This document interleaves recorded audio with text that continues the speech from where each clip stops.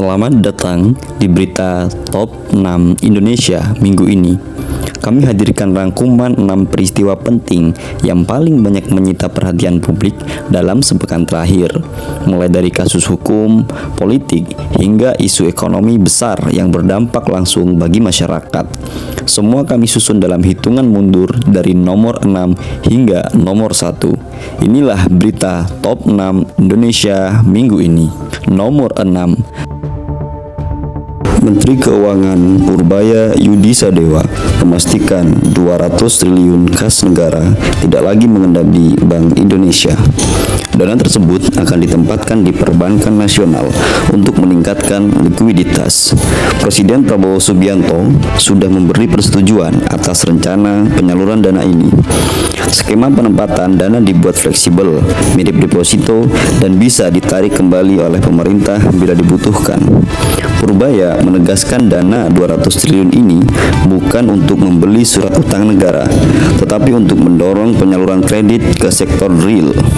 Nomor 5. Kapolri resmi menaikkan pangkat 27 perwira tinggi Polri pada 12 September 2025. Upacara kenaikan pangkat digelar di Rupatama Mabes Polri, Jakarta. Dua nama yang mencuri perhatian adalah Karyoto dan Suyudi Aryoseto yang kini menyandang pangkat Komjen. Selain itu, ada 7 perwira naik menjadi Irjen dan 18 lainnya menjadi Brigjen.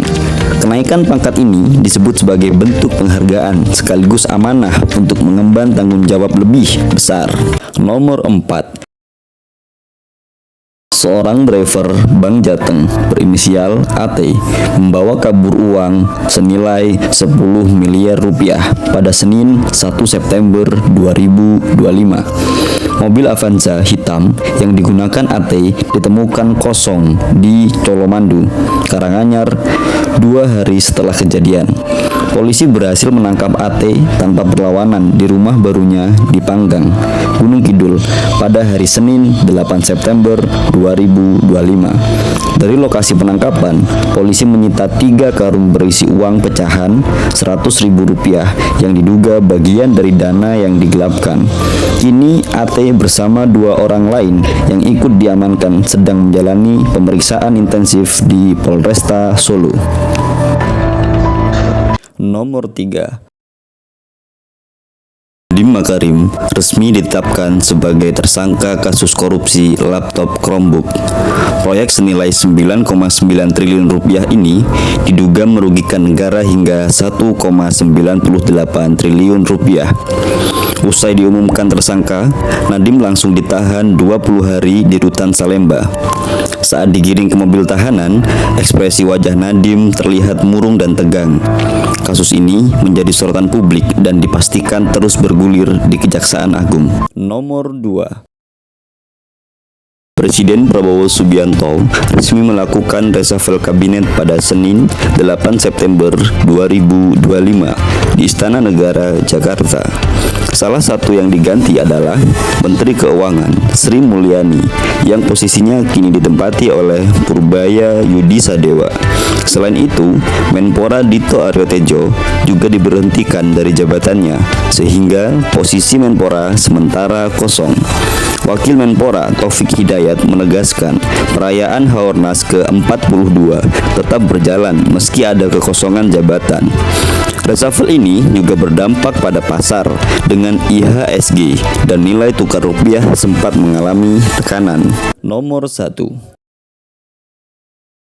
Seekor anak gajah Sumatera bernama Tari ditemukan mati mendadak di Taman Nasional Tesonilo, Pelalawan, Riau. Tari lahir pada 31 Agustus 2023 dan dikenal aktif serta sehat sehari sebelum ditemukan meninggal.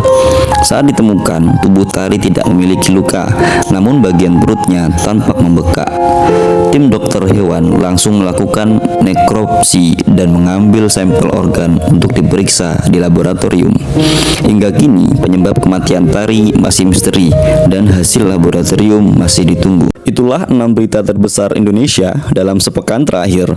Dari sorotan dunia hukum, kebijakan politik, hingga keuangan negara, semuanya memberi gambaran bahwa negeri ini harus bergerak dengan dinamika yang penuh tantangan.